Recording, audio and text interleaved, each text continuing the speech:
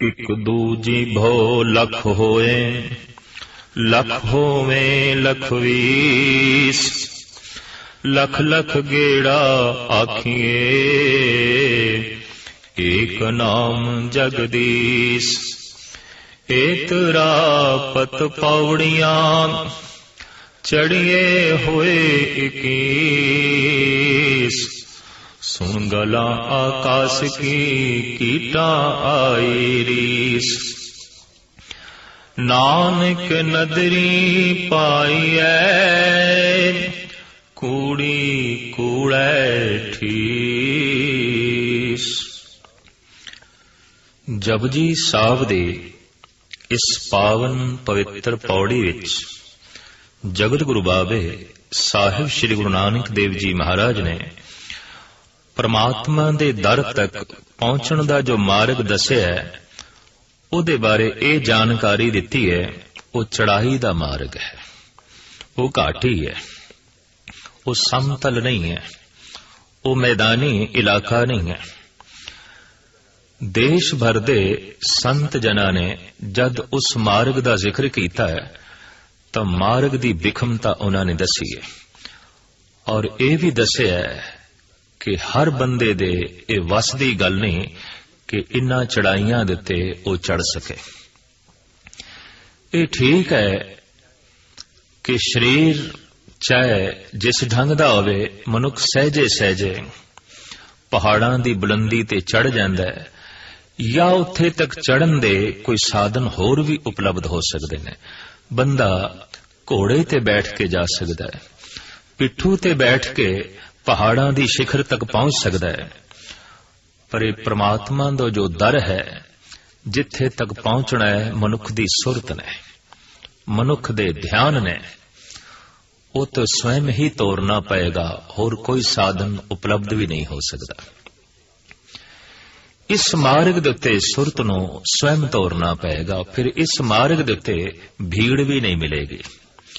अक्सर मनुख नूं ढारस मिल जाती है जद अगे 10-20 बंदे जा रहे होण ते 10-20 पिछों आ रहे होण, ते बंदे दी ढारस बज जाती है कि मेरे अगे भी कोई जा रहा है, मेरे पिछे भी कोई आ रहा है।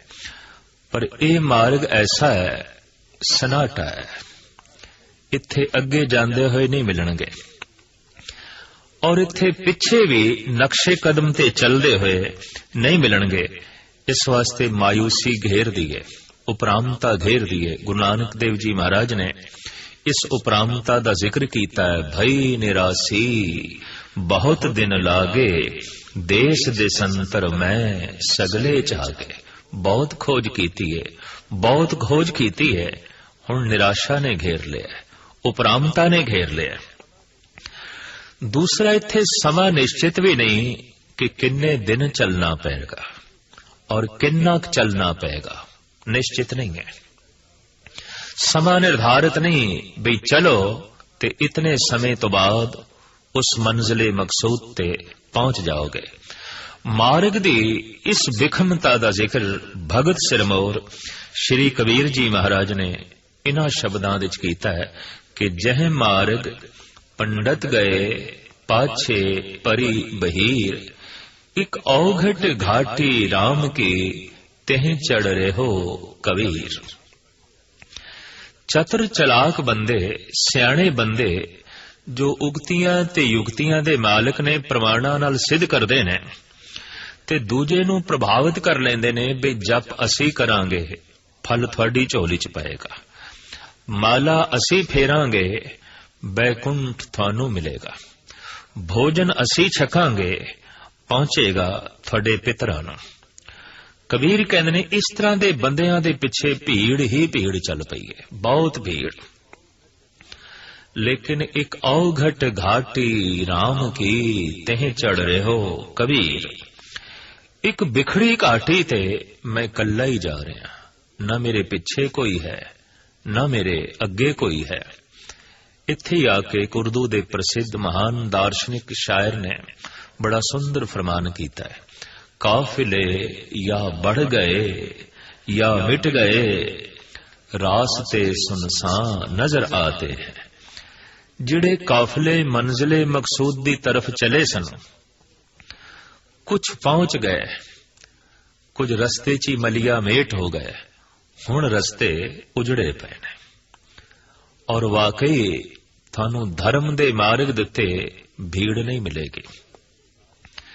ਇਹ ਗੱਲ ਵੱਖਰੀ ਹੈ ਕਿ ਧਰਮ ਮੰਦਰਾਂ ਵਿੱਚ ਤੁਹਾਨੂੰ ਭੀੜ ਜ਼ਰੂਰ ਮਿਲੇਗੀ, ਧਾਰਮਿਕ ਅਸਥਾਨਾਂ ਦੇ ਉੱਤੇ ਤੁਹਾਨੂੰ ਭੀੜ ਜ਼ਰੂਰ ਮਿਲੇਗੀ, ਤੀਰਥ ਅਸਥਾਨਾਂ ਤੇ ਭੀੜ ਮਿਲੇਗੀ। ਪਰ ਕਿਸੇ ਦਾ ਜੀਵਨ ਤੀਰਥ ਬਣ ਗਿਆ ਹੋਵੇ, ਕਿਸੇ ਦਾ ਜੀਵਨ ਹੀ ਭਗਵਾਨ ਦਾ ਮੰਦਿਰ ਬਣ ਗਿਆ ਹੋਵੇ, ਇਸ ਤਰ੍ਹਾਂ ਦੀ ਜ਼ਿੰਦਗੀ ਤੁਹਾਨੂੰ ਬਹੁਤ ਘੱਟ ਮਿਲੇਗੀ, ਬਹੁਤ ਘੱਟ ਮਿਲੇਗੀ। ਜੀਵਨ ਜਿਤਨੇ ਚਿਰ ਤੱਕ ਮੰਦਿਰ ਨਹੀਂ ਬਣਿਆ, ਇਤਨੇ ਚਿਰ ਤੱਕ ਮਨੁੱਖ ਦੇ ਧਾਰਮਿਕ ਹੋਣ ਦੇ ਉੱਤੇ ਸ਼ੱਕ ਕੀਤਾ ਜਾ ਸਕਦਾ ਹੈ। ਭਗਤ ਪੀਪਾ ਜੀ ਕਹਿ ਰਹੇ ਨੇ, ਕਾਇਓ ਦੇਵਾ ਕਾਇਓ ਦੇਵਲ ਕਾਇਓ ਜੰਗਮ ਜਾਤੀ ਕਾਇਓ ਧੂਪ ਦੀਪ ਨਹੀਂ ਬੇਦਾ ਕਾਇਓ ਪੂਜੋ ਪਾਤੀ। ਮੇਰੀ ਕਾਇਆ ਹੀ ਦੇਵਲ ਬਣ ਗਈ ਹੈ, ਮੰਦਿਰ ਬਣ ਗਈ ਹੈ। ਕਿਉਂ? ਕਾਇਆ ਵਿੱਚ ਦੇਵਤਾ ਪ੍ਰਗਟ ਹੋ ਗਏ, ਪ੍ਰਭੂ ਪ੍ਰਗਟ ਹੋ ਗਏ, ਤੇ ਪ੍ਰਭੂ ਦੇ ਪ੍ਰਗਟ ਹੋਂਦਿਆਂ ਕਾਇਆ ਕਾਇਆ ਨਹੀਂ ਰਹੀ, ਹਰੀ ਮੰਦਿਰ ਬਣ ਗਈ ਹੈ। ਮਹਾਰਾਜ ਫਰਮਾਨ ਕਰਦੇ ਨੇ, ਹਰੀ ਮੰਦਿਰ ਇਹੋ ਸਰੀਰ ਹੈ ਤਿਸ ਵਿੱਚ ਸੱਚੇ ਕਾ ਵਾਸਾ। ਸੱਚ ਨੂੰ ਪ੍ਰਗਟ ਕੋਈ ਕਰ ਲਵੇ, ਕਾਇਆ ਹਰੀ ਮੰਦਿਰ ਹੈ, ਤੇ ਸੱਚ ਨੂੰ ਜਿਤਨੇ ਚਿਰ ਤੱਕ ਪ੍ਰਗਟ ਨਹੀਂ ਕੀਤਾ, ਇਹ ਕਾਇਆ ਮਲਮੂਤਰ ਦਾ ਥੇਲਾ ਹੈ, ਇਹ ਗੰਦਗੀ ਦਾ ਢੇਰ ਹੈ, ਇਹ ਨਾਪਾਕ ਹੈ।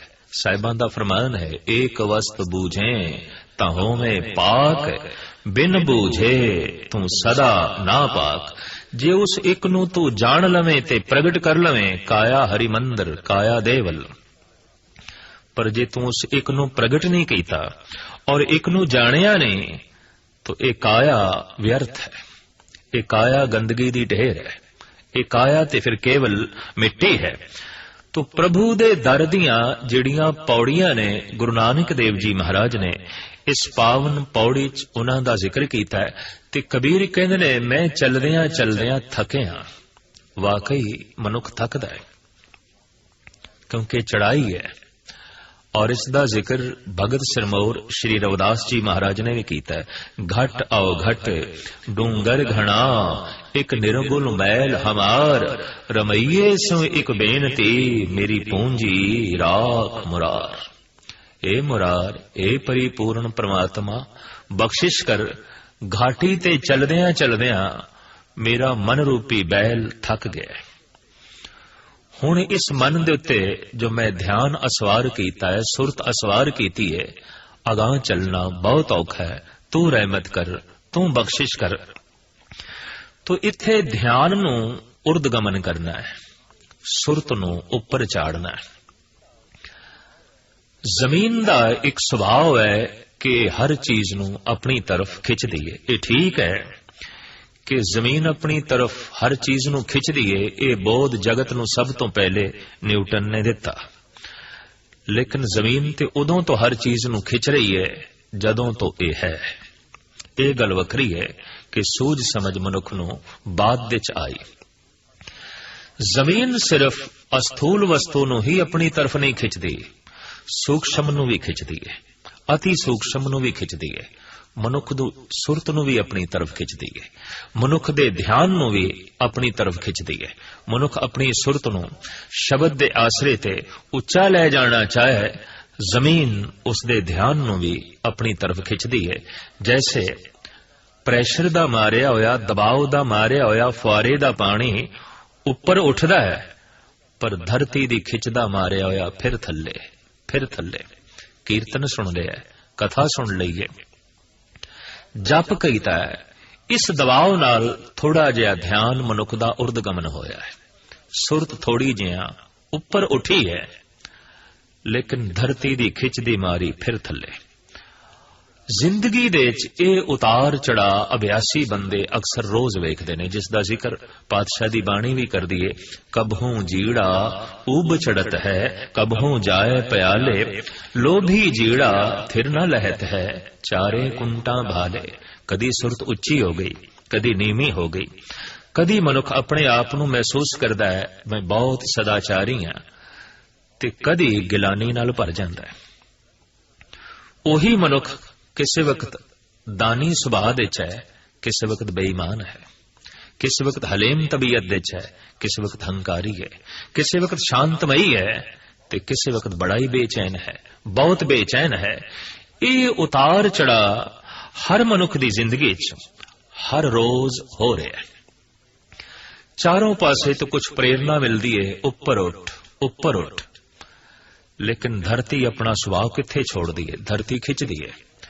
तो मनुख की सुरत जब थल्ले आएगी, रूप करके आएगी, रंग करके आएगी, धन संपदा करके आएगी, ये सब धरती दे अंग ने, ये सब धरती दे हिस्से ने। लेकिन धरती दी कशिश दा अपना एक दायरा है। 200 मील तो अगे जो वस्तु निकल जाए वो धरती दी कशिश दे दायरे तो अगे चली जाती है। फिर धरती दे समर्था नहीं रह जाती कि हुण उस वस्तु नूं अपनी तरफ खिंच लवे। जप करदियां, तप करदियां, साधना करदियां जद कोई मनुख अपनी सुरत इतनी बुलंदियां ते लै जांदा है, इतनी बुलंदियां ते जिथे धरती दी कशिश दा दायरा ही खत्म हो जांदा है, फिर उस बंदे दे ध्यान नूं थल्ले लियावना बहुत औखा हो जांदा है। और असीं देखदे हां दुनिया दे लोग थक गए कि सुरत नूं थल्ले लियाईए इस महापुरुष दी, लेकिन सुरत थल्ले नहीं लिया सके। तत्ती तवी ते बिठा दिता है, सुरत उपर चढ़ी रही। उबलदी देग दे पंजवें गुरु नानक उबल रहे ने, सुरत बुलंदियां नूं छू रही है, सुरत आकाश नूं चुम रही है, प्रभु दे दर ते कदम बोसी कर रही है। गरम गरम रेता सीस विच पाया जा रहा है, लेकिन अंदर दी शांति ओ ठंड उसी तरीके नाल बनी हुई है। देखण दे च आया है, दिल्ली दे चांदनी चौंक दे च आरे नाल 2 टुकड़े हो गए भाई मती दास दे, पर ओदी सुरत दे 2 टुकड़े ना हो सके। ओदी सुरत उसी तरीके नाल यकसू है, एक है। तो जिस दिन सुरत उस दायरे नूं छू लैंदी है, उस बुलंदी नूं छू लैंदी है जिथे धरती दी कशिश खत्म है, फिर इस तरह दी बंदे दी सुरत नूं थल्ले लियावना बहुत औखा है। और इस तरह दे पुरुषां नूं ही कहंदे ने पूरन पुरख, जिन्हें बुलंदियां नूं छू लिया है। ऐसी बुलंदियां नूं हुण जिथे तंजली नहीं है, जिथे जवाल नहीं है, जिथे पत्तण नहीं है, जिथे ढैंदी कला नहीं है, उस दर तक पहुंचण दा साहिब श्री गुरु नानक देव जी महाराज इस पौड़ी दे बड़े सुंदर ढंग नाल बखान पे करदे ने। मूल पंक्ति इस पौड़ी दी ए है, ए तरा पत पौड़ियां चढ़िए होए 21। ए तरा पत पौड़ियां, ए मार्ग है, ए पौड़ियां ने किथों दियां? पति दे दर दियां, पति दे महल दियां, परमात्मा दे महल दियां। चढ़िए होए 21, कोई चढ़े तो एक ईश बन जाए, एक ईश्वर बन जाए, उस एक दे च लीन होके एक ईश्वर हो जाए। पर हुणे चढ़ना किस तरह है? सुरत नूं किवें चाड़ीए?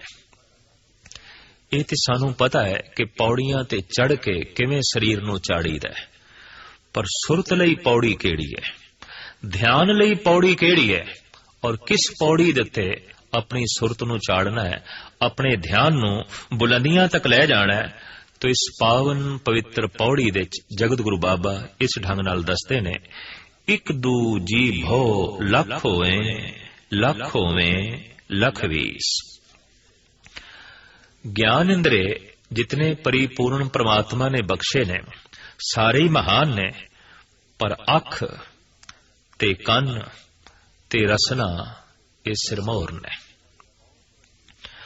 और ये बहुत वड्डी सच्चाई है कि अंधा बंदा विज्ञानक नहीं बन सकता, पर गुंगा ते बहरा बंदा संत भी नहीं हो सकता, भगत भी नहीं हो सकता। क्योंकि जिथे विज्ञान दी सारी खोज, सारी साधना अख दे आसरे ते खड़ी है, उत्थे धर्म दी सारी साधना जबान ते खड़ी है। रसना ही नहीं, बोलना ही नहीं, तो मुश्किल है ये मनुख धार्मिक हो सके।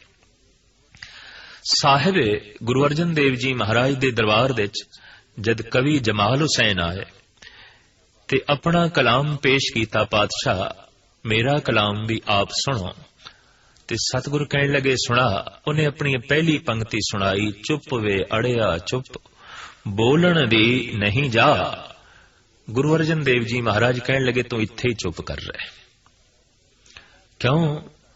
साडा ते सोचण दा ढंग ए है, जब लग दुनिया रहीए नानक किछ सुनिए किछ कहिए। जितने चिर तक जगत दे च रहना है, जीवना है, कुछ कहना है, कुछ सुनना है। हां, कहना एक है, सुनना दो है। असी ते इस सिद्धांत दे पुजारी हां। खामोश चुप करके बैठ जाना तो परमात्मा फिर गूंगा ही बनांदा। उन्हें जबान जद बोलण वास्ते दिती है तो लाजमी सार्थक होवेगी, किसे कम आमदी होवेगी। तो धर्म दी सारी साधना जबान ते खड़ी है। सतगुरु दसदे ने, एक दू जी भो लख होवें, लख होवें लख वीस। एक जबान नू दो कर ले। फिर साहिब कहते ने दो नहीं, लख कर ले। फिर कहते नहीं, 20 लख कर ले। एक जबान नू 20 लख कर ले। लख लख गेड़ा आखिए एक नाम जगदीश। फिर एक एक जबान दे नाल लखां लखां वारी उस जगदीश दे नाम दा उचारण करी जा। भाव अणगिणत दफा, गिणती मिणती दे चक्कर दे च ना पवे। हुण एक जबान जे लखां जबान हो जान ते एक एक जबान लखां लखां वारी उस जगदीश दा नाम उचारण करे तो गिणती मिणती तो परे दी गल हो गई। साहिब कहते इसे तरीके नाल जप करी जा। जबान नू इसे तरीके नाल चलाई जा। लख होवें लख वीस, लख लख गेड़ा आखिए एक नाम जगदीश। ए तेरा पत पौड़ियां, परमात्मा दे दर दियां बस यही पौड़ियां ने, यही मार्ग है, और कोई नहीं। जपी जा रसना नाल, वाहिगुरु वाहिगुरु दी इंज धुन अलाप करी जा। भगत कबीर कहंदे ने, कैसो कैसो कूकीए ना सोइए आसार। रात दिनस के कूकने कभे के सुने पुकार। दिन रात मैं ते कूक रहा, बोल रहा, बोली जा रहा। कैसो कैसो दी धुन रटी जा रहा। किसी दिन ते गल बन जाएगी। जिस दिन वाहिगुरु वाहिगुरु आखदे हां, स्वाद आण लग पे, रस आण लग पे, समझ लो पुकार पहुंच गई। समझ लो सुरत आकाश मंडल तक पहुंच गई, प्रभु दे दर तक पहुंच गई। तो परमात्मा दे दर तक पहुंचण दा यह वसीला है ते वसाइल परिपूर्ण परमात्मा ने हर एक नू बख्शिश कर दिते ने। ये ठीक है कि इस वसाइल दा कोई मनुख ठीक उपयोग करे या ना करे, लेकिन वसाइल परमात्मा दे दर तक पहुंचण दे परिपूर्ण परमात्मा ने हर एक दी जो है झोली दे पा दिते ने।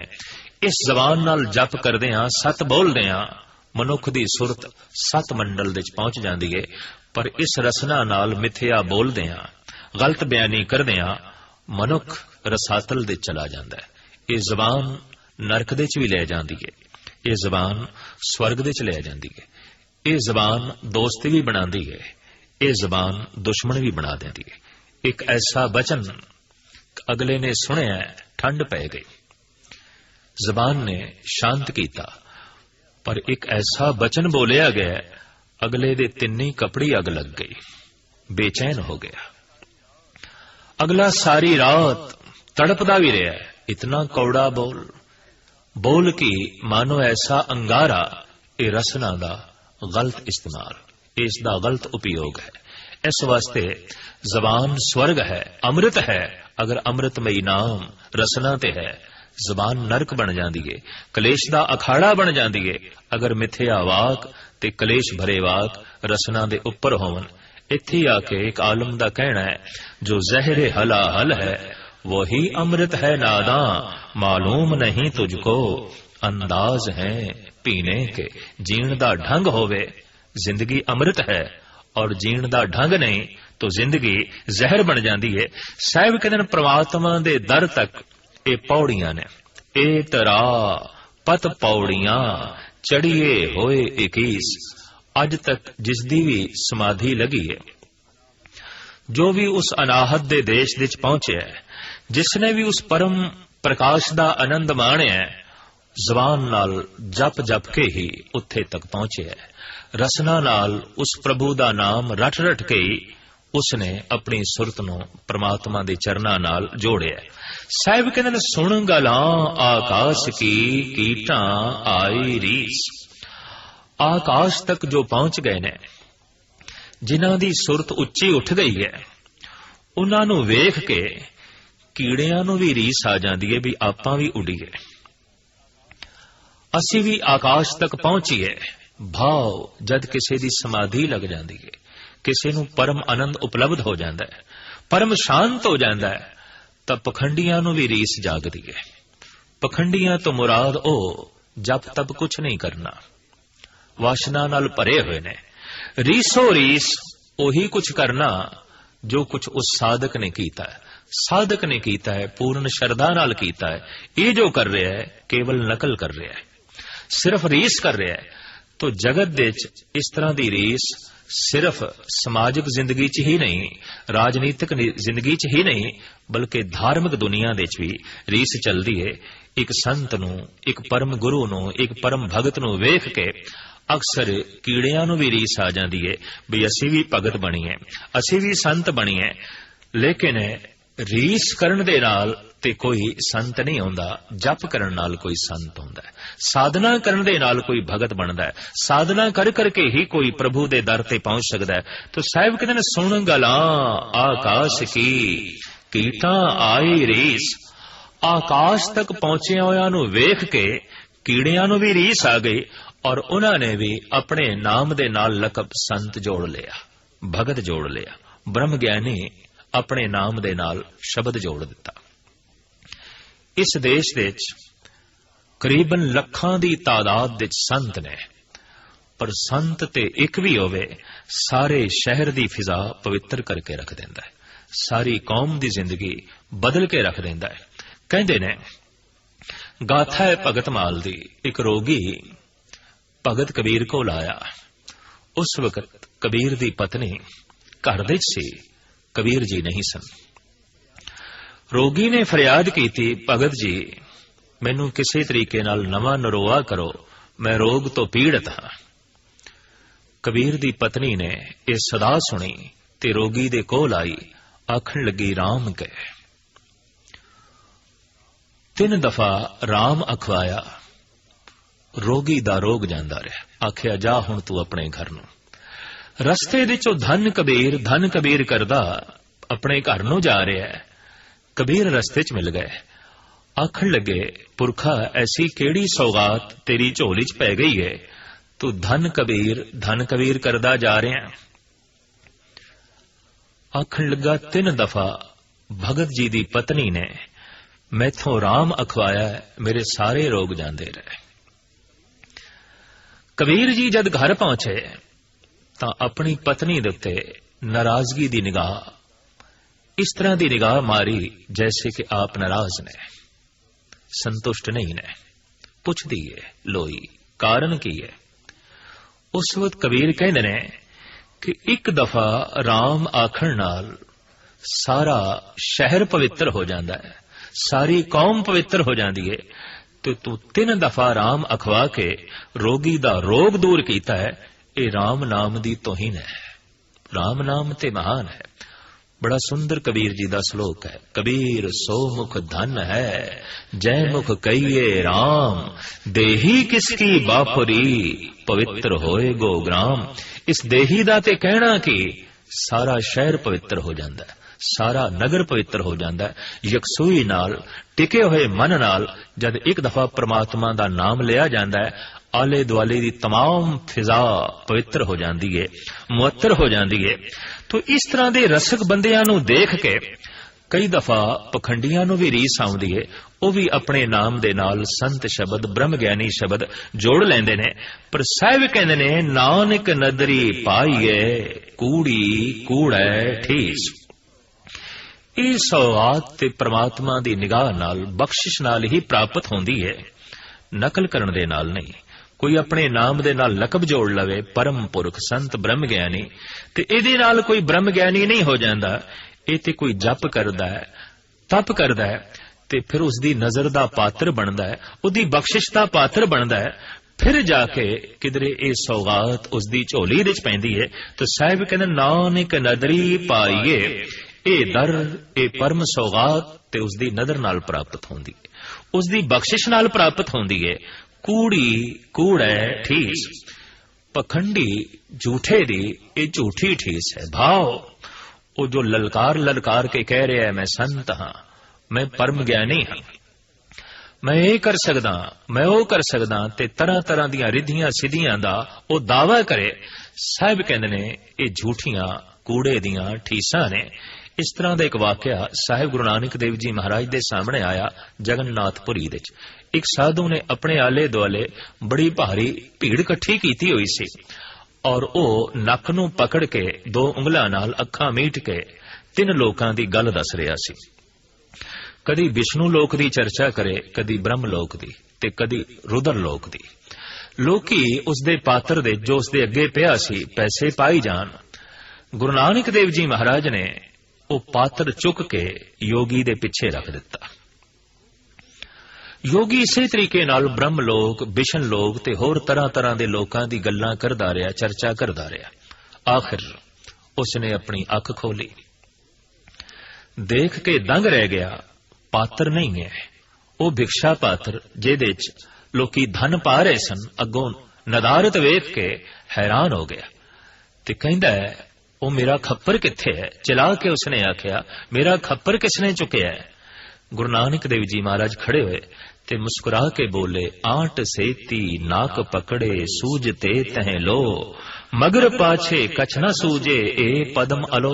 गुरु नानक देव जी महाराज दा ए वाक गुरु ग्रंथ साहब जी महाराज दे दर्ज है। आप कहंदे ऐ साधु ऐ जोगी, तू दो उंगलां नाल नक नूं पकड़ लैंदा, अखां मूंद के तीन लोकां दी गल करदा है, पर तैनू अपने पिछे पिया होया खप्पर नहीं दिखाई देंदा। पिछे पिया होया खप्पर तैनू नहीं दिखाई देंदा ते तीन लोकां दी तू गल कर रहा है। ये तेरियां झूठियां ठीसां ने। नानक नदरी पाईए, कूड़ी कूड़े ठीस है। ये धर्म दी दुनिया दे इस तरह दे ठग अक्सर मौजूद होंदे ने जो रिधियां सिद्धियां दा दावा करदे ने ते सानू इस चीज दी प्राप्ति हो गई है, उस चीज दी प्राप्ति हो गई है। साहिब कहंदे ने ये झूठे दियां झूठियां ठीसां ने। ये ते उसदी बख्शिश नाल ओदी रहमत नाल सौगात प्राप्त करी दी है। नानक नदरी पाईए, कूड़ी कूड़े ठीस। ओदे दर दियां पौड़ियां यही ने कि रसना नाल वाहिगुरु वाहिगुरु मनुख उतने चिर तक जपदा रहे जितने चिर तक नदर दा पात्र बन नहीं जांदा, बख्शिश दा पात्र बन नहीं जांदा।